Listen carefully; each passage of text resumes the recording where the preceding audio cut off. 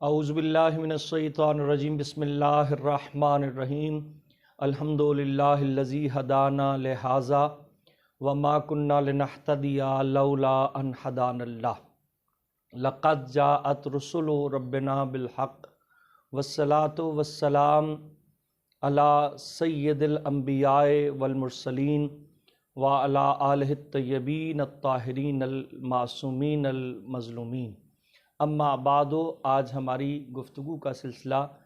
حضور کے غزوات میں سے غزوہ احد کے اوپر ہے۔ غزوہ احد جو ہے وہ ایک ایسی جنگ ہے کہ جس میں مسلمانوں کو ظاہری طور پہ بہت نقصان بھی اٹھانا پڑا،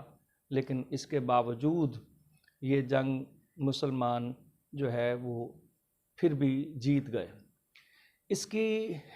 اگر تاریخ کے اندر جائیں گے تو میں ویسے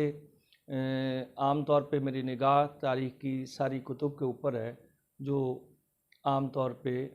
بازار میں یا لائبریریز میں موجود ہیں، ان میں سے لیکن بالخصوص سعد العرب تاریخ جو ہے اس سے میں گفتگو اخذ کرتے ہوئے آپ کی خدمت میں پیش کر رہا ہوں۔ جنگ احد جو ہے وہ جنگ بدر کے بعد ہونے والا بڑا معرکہ ہے۔ جنگ بدر جو ہے وہ بدر کے مقام پر ہوئی، جو ایک کنواں تھا اور اس کے گرد، اور اس وقت مسلمانوں کی تعداد 313 تھی اور اس کے مقابلے میں 1000 کا لشکر تھا، جو بدر میں جتنوں کو سب نے مل کر مارا تھا اس سے زیادہ کو سرکار امیر المومنین حضرت علی ابن ابی طالب نے فنار کیا تھا۔ اور جیسے ہی بدر کی جنگ میں مسلمانوں کی ظاہری حالت کے بارے میں صورتحال یہ تھی کہ اگر کسی کے پاس تلوار ہے تو گھوڑا نہیں، گھوڑا ہے تو تلوار نہیں، تو بے سر و سامانی کی صورتحال تھی۔ مسلمان ہجرت کر کے مکہ سے مدینہ آئے ہوئے تھے اور ایک ہی سال گزرا تھا اور اس کے اگلے سال جو ہے وہ جنگ بدر کا معرکہ پیش آیا۔ اب جنگ بدر کے بعد جو سب سے بڑی اہم وہ تھی جنگ، اسے جنگ احد کہتے ہیں، اور احد کے پہاڑ کی وجہ سے جو مدینہ منورہ میں واقع ہے، اور اس احد کے پہاڑ کی وجہ سے اس جنگ کا نام جنگ احد سے منسوب ہو گیا۔ جنگ احد میں اب ظاہر کفار مکہ نے یہ سازش جو ہے وہ تیار کی کہ ہم پہلے 1000 کا لشکر لے کر گئے تھے اور ہمیں شکست اٹھانا پڑی، تو ہم اتنی بڑی جمعیت کو اکٹھا کر لیں کہ جا کر مدینہ منورہ پر حملہ آور ہو جائیں۔ اب ایسی صورتحال میں چونکہ اس جنگ کے اندر جو جنگ بدر تھی اس میں یزید کی دادی ہندہ جو تھی اس کے باپ بھی فنار ہوا، اس کا بھائی بھی فنار ہوا، اس کا چچا بھی فنار ہوا، تو اس کے دل میں زیادہ بغض تھا اسلام اور مسلمانوں کے خلاف، تو اس نے اس جنگ میں کوشش زیادہ کی کہ میں بڑھ کر لشکر کو جمع کرتی ہوں، اور اس نے اور اس کے شوہر نے 3000 کا لشکر جمع کیا۔ بدر میں 1000 کا لشکر تھا،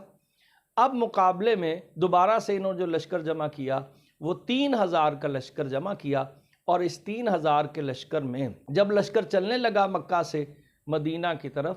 تو اس میں جو یزید کی دادی ہندہ تھی وہ بھی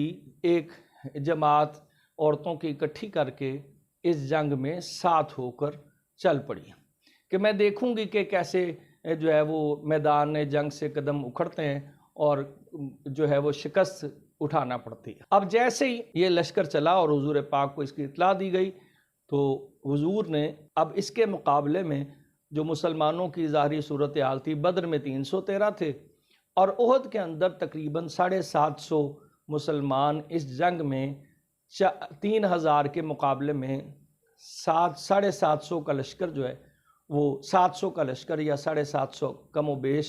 وہ مقابلے کے اندر آئے۔ اور اس میں سے بھی روایت یہ کہتی ہے کہ جس وقت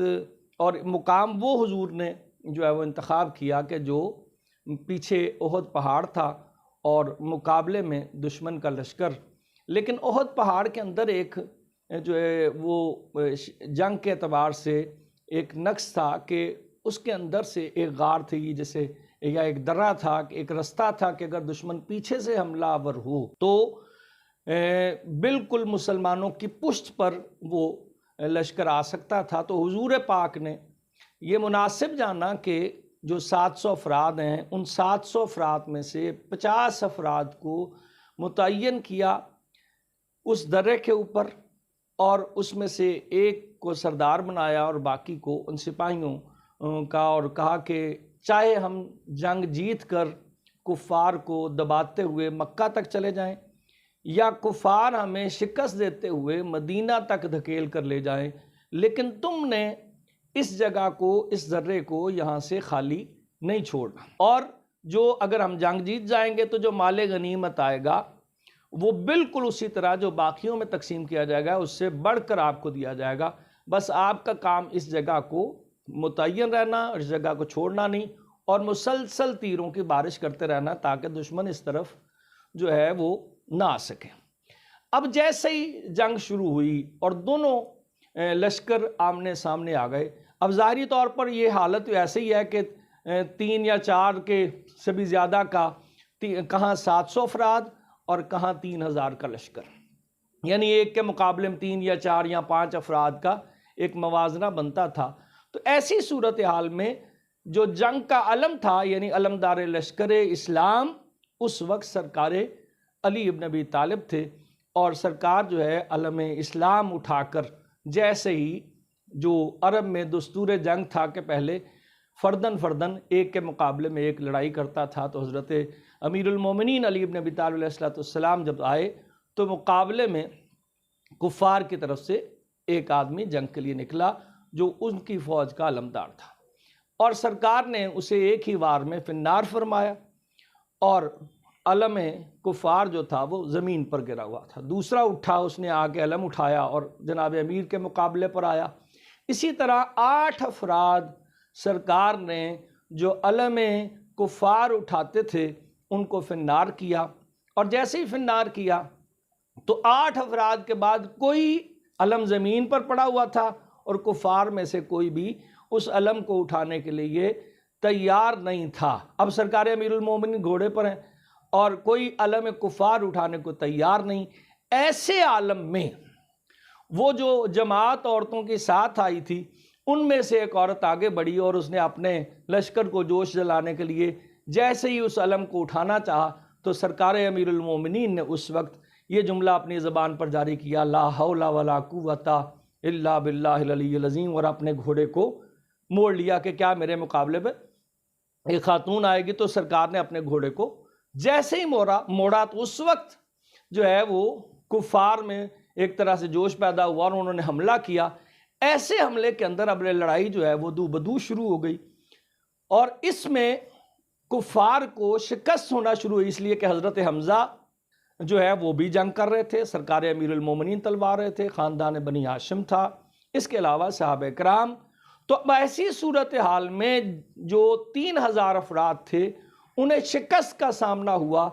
اور ان کے پیر اکھڑے اور وہ میدان جنگ سے راہ فرار اختیار کرتے نظر آئے۔ اس عالم میں جو ہے وہ جو مسلمانوں کا لشکر تھا، انہوں نے کچھ افراد نے مال غنیمت کو لوٹنا شروع کر دیا۔ اب جیسے ہی مال غنیمت کی طرف مسلمان ٹوٹے تو ایسے عالم میں جو ہے وہ ایک مرتبہ کفار کے بھاگتے ہوئے لشکر نے جیسے ہی وہ دیکھا کہ جو وہ 50 افراد سرکار نے درے پر مقرر کیے تھے کہ اس جگہ کو تم نے نہیں چھوڑنا، چاہے ہم جنگ جیت جائیں یا ہار جائیں، ان میں سے 47 افراد جو تھے انہوں نے حضور کے حکم کی نافرمانی کرتے ہوئے اس درے کو چھوڑا، اور اس درے کو چھوڑتے ہوئے حضور کی مخالفت کرتے ہوئے جو ہے وہ میدان جنگ میں مال غنیمت حاصل کرنے کے لیے ٹوٹ پڑے۔ اور وہ 3 افراد، ایک سردار اور 2 اس کے سپاہی، وہ حکم رسول صلی اللہ علیہ وآلہ وسلم کی اتباع کرتے ہوئے جب تک وہ ان کفار کا، اور ایک پورا جو دستہ تھا اس نے آ کے پیچھے سے حملہ کیا، اور وہ 3 افراد اس کے اندر جو ہے وہ انہیں شہادت کا رتبہ اٹھانا پڑا، لیکن انہوں نے میدان جنگ کو یا اس مقام کو جس میں حکم رسول تھا اسے فراموش نہیں فرمایا۔ اب اس میں ایک جہاں پر ایک جملہ میں بتاتا جاؤں کہ لوگ کہتے ہیں کہ اگر حضور کا حکم تھا مقام غدیر میں اعلان غدیر کیا گیا تو کیا باقی مسلمانوں کو اس کی خبر نہ ہوئی؟ اتنا اہم معاملہ تھا۔ تو کہنے کا مطلب ہے کہ حضور کی زندگی میں جو ہے وہ حکم رسول کا اتباع نہیں ہو رہا۔ حضور میدان جنگ میں موجود ہیں، جو ہے وہ سارا ایک لشکر کو جو 50 کا تھا اسے حکم دے چکے ہیں، ذاتی طور پہ بتا چکے ہیں کہ ہم چاہے جنگ جیت جائیں یا ہار جائیں لیکن تم نے اس جگہ کو نہیں چھوڑنا۔ لیکن حکم رسول کی مخالفت کرتے ہوئے، یعنی رسول کی موجودگی میں انہوں نے انکار کر دیا اور اس جگہ کو خالی چھوڑا، اور پھر جب پیچھے سے حملہ ہوا تو پھر مسلمان جو جنگ ظاہری طور پر جیت رہے تھے ان کے قدم اکھڑ گئے جا رہے، دونوں طرف سے لشکر ہے۔ تو ایسے عالم میں حضرت حمزہ کی شہادت کا واقعہ بھی پیش آیا۔ یہ بہت بڑا نقصان تھا کہ حضور جو ہے حضرت حمزہ سے، اور ایک بڑی طاقت تھی جناب حمزہ کی شخصیت سے، تو حضرت حمزہ کی شہادت کا واقعہ پیش آیا، اور اس میں ایسے عالم میں قدم اکھڑے مسلمانوں کے، دونوں طرف سے لشکر جو ہے مسلمانوں پہ ٹوٹا، تو پھر جو کچھ منافقین تھے یا کچھ لوگ جو مسلمانوں کے لشکر میں تھے انہوں نے میدان جنگ سے فرار اختیار کیا، اور جیسے ہی فرار اختیار کیا تو اب اس میں 2 طرح کے عقیدے اس جنگ کے اندر نظر آئے۔ ایک عقیدہ یہ تھا کہ ایک آواز آئی کہ محمد قتل کر دیے گئے۔ دوسرا عقیدہ یہ تھا کہ جب محمد قتل کر دیے گئے، ایک عقیدے کا کہنا یہ تھا کہ جب محمد قتل کر دیے گئے تو ہم لڑ کر کیا کریں گے، اور دوسرا عقیدہ یہ تھا کہ جب محمد قتل کر دیے گئے نعوذ باللہ من ذالک تو محمد نہیں رہے تو ہم جی کر کیا کریں گے۔ تو ایسے عالم میں حضرت امیر المومنین نے دیکھا کہ حضور پاک میدان جنگ میں ہے، ظاہر سی بات ہے پیغمبر کے قدم تو میدان جنگ سے فرار اختیار نہیں کر سکتے، وہ نبی نہیں ہے جو فرار اختیار کر جائے، اور ایسے عالم میں نہ تلوار اٹھا دے، اگر رحمت تلوار اٹھا دے کہ کل رحمت تلوار اٹھا دے تو پھر آسمان سے جو ہے وہ عذاب کے بادل برسیں گے۔ تو اس عالم میں سرکار امیر المومنین نے نصرت کا جو وعدہ دعوت ذوالعشیرہ میں کر رکھا تھا، سرکار نے حضور کی طرف دیکھا، اور ایسے عالم کے اندر، اور اس کے بارے میں یہ ہے کہ اگر دور سے اگر مارے تو اتنی چوٹ نہیں لگتی، اگر قریب سے پتھر مارا جائے تو پھر جو ہے وہ چوٹ پتھر کی زیادہ لگتی ہے۔ اور ایسے عالم میں حضور کے اوپر پتھروں کی بارش کی گئی۔ حضور کے جو چہرے مبارک پر نقاب تھا، جس کی جالی لوہے کی بنی ہوئی تھی، اس کے اوپر جب پتھر لگا تو وہ جالی ٹوٹ کر حضور کے رخسار میں پیوست ہو گئی اور اس سے خون جاری ہو گیا، اور ایک پھر پتھر لگا جو حضور کے دندان مبارک پر لگا، اور آپ کے دندان مبارک جنگ احد میں شہید ہوئے۔ اب ایسے عالم میں حضور کے دہن سے بھی خون جاری ہے، حضور کے رخسار سے بھی خون جاری ہے۔ تو اس عالم کے اندر سرکار امیر المومنین نے مرکز بنایا سرکار دو عالم حضرت محمد مصطفیٰ کو، اور جو عرب کی مشہور لڑائی جسے کہا جاتا ہے کہ یہ صرف بنی ہاشم کا ہی حصہ ہے کہ گھوڑے کو کعبے پر لگانا، مثال کے طور پہ مرکز بنا کے کسی چیز کو گھوڑے کو گولائی کی طرح گھماتے چلے جانا، یہ صرف اور صرف ہاشم اور خاندان بنی ہاشم کا ہی حصہ تھا ایسی شجاعت کے عالم میں۔ اور حضرت امیر المومنین نے اس وقت نصرت فرمائی، جناب حمزہ کی شہادت ہو چکی ہے، مسلمانوں کے قدم جو ہے وہ اکھڑ چکے ہیں، وہ پہاڑ کے اوپر جو ہے وہ حضور بلاتے رہے یا انصار اللہ، لیکن حضور کی آواز پہ کسی نے لبیک نہ کہا۔ صرف اور صرف سرکار امیر المومنین علی بن ابی طالب بچے کہ جنہوں نے حضور کی اس جنگ کے اندر حفاظت فرمائی اور حضور کو مرکز بنا کے گھوڑے کو کعبے پہ لگاتے ہوئے گھماتے چلے جا رہے تھے، اور کافروں کی گردنیں کٹتی چلی جا رہی تھیں۔ اور اس عالم میں وہ معجزہ بھی ہے کہ جس وقت سرکار امیر المومنین کی لڑتے ہوئے تلوار جو ہے وہ ٹوٹ گئی،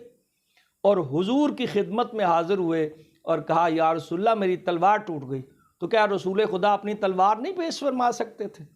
یقیناً پیش فرما سکتے تھے، لیکن حضور جانتے تھے کہ پیغمبر کی حفاظت ہے اور یہ اللہ کی طرف سے ذمہ داری امیر المومنین نبھا رہے ہیں۔ تو ایسے عالم میں حضرت جبریل کا نازل ہونا اور ذوالفقار کا نازل ہونا، اور اس انداز سے قصیدہ پڑھتے ہوئے آنا کہ لا فتح الا علی لا سیف الا ذوالفقار، اور تلوار امیر المومنین کو عطا ہوئی، اور پھر آپ نے وہ کفار کو مار بھگایا۔ لیکن اس جنگ میں جو بڑے واقعات ہیں ان میں سے حضرت حمزہ کی لاش کے ساتھ جو بے حرمتی کی گئی، اور میں اس میں ایک جملے کا اور اضافہ کرتا چلوں، جب یہ لشکر کفار کا مکہ سے مدینہ کی طرف چلا تھا تو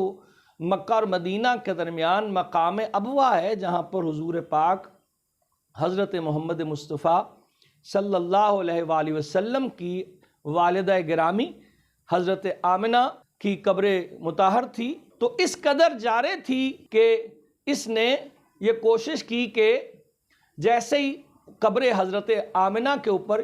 آئی تو آ کر ہندا نے کہا کہ میں حضور کی قبر کی، یعنی بغض اس قدر تھا حضور کے خاندان کے ساتھ کہ میں حضرت آمنہ کی قبر کو کھودوں گی اور جناب آمنہ کی ہڈیوں کو نکال کر اپنی گردن میں کا ہار بناؤں گی۔ لیکن انہوں نے کہا کہ ہمیں چونکہ جنگ کے لیے جانا ہے تو اس کو موقوف کر دیا گیا۔ اور اس کے بعد جب جناب حمزہ کی شہادت ہوئی جنگ کے وقت، تو جاتے جاتے آپ اندازہ فرما لیں کہ وہ، جیسے کہ میں نے بتایا کہ حضور کی والدہ کی قبر تھی، اور اس کے بارے میں یہ ہے کہ جب آپ مکہ سے مدینہ آئے تو آپ اس مقام کے اوپر، قبر کے اوپر جو ہے وہ رک گئے۔ جس وقت حضور قبر حضرت آمنہ سلام اللہ علیہ پر تشریف لائے تو حضور وہاں پر رک گئے اور کافی دیر تک قبر حضرت آمنہ پر بیٹھے رہے، اور آپ کی آنکھوں سے آنسو جاری ہو گئے۔ تو اس کا مطلب ہے یہ عقیدے بھی دو طرح کے ہیں۔ ایک طرف جب ہندا آتی ہیں تو وہ ہندا آ کر حضرت آمنہ کی قبر کو اکھاڑ کر اور اس میں سے جناب آمنہ کی ہڈیوں کو نکال کر جو ہے اپنی گلے کا ہار بنانا چاہتی تھی۔ لیکن اگر حضور کے عمل کو دیکھا جائے تو اس سے حضور قبر حضرت آمنہ پر آنا، وہاں پر رکنا، آپ کی آنکھوں سے آنسو جاری ہونا تو حضور کے عمل سے، اور اسی لیے حکم ہے پروردگار کا لقد کان لکم فی رسول اللہ اسوۃ حسنہ، تمہارے لیے رسول اللہ کی زندگی بہترین اسوہ حسنہ۔ ہمیں یہ دیکھنا ہے کہ حضور نے جو ہے وہ قبروں کا احترام کرنے کو حکم دیا کہ نہیں دیا۔ یعنی اس کا مطلب ہے کہ کفار مکہ کی طرف سے قبروں کا کوئی احترام نہیں، لیکن حضور کی طرف سے قبروں کا احترام ہے۔ اسی طرح جس وقت جناب حضرت حمزہ کی شہادت ہوئی ہے، اس عالم میں جاتے جاتے فوج کفار بھی جو ہے وہ جس وقت نکلے ہیں تو شکست کی اور خوف اور ڈر، اور اس کے باوجود حضرت حمزہ کی لاشے کے اوپر ہندا نے جناب حمزہ کے سینے کو چاک کیا اور جناب حمزہ کے کلیجے کو نکالا، اور تاریخ یہ کہتی ہے کہ جناب حمزہ کے کلیجے کو چبانے کے لیے جیسے ہی اس نے منہ میں ڈالا تو اللہ کی طرف سے وہ کلیجہ پتھر کا ہو گیا، اور جیسے ہی اس نے ڈالا تو اس کے دانت ٹوٹ گئے اس عمل کی وجہ سے۔ اور اسی لیے محاورہ بھی مشہور ہے کہ دندان شکن جواب دینا۔ تو حضرت حمزہ سید الشہداء آپ کو کہا گیا، اور جناب حمزہ کی شہادت کا واقعہ جنگ احد میں بہت بڑا واقعہ ہے۔ اور عالم یہ ہے کہ فوج تو فرار اختیار کر گئی، لیکن جناب حضرت پیغمبر اسلام کے چہرے مبارک پر زخم ہے،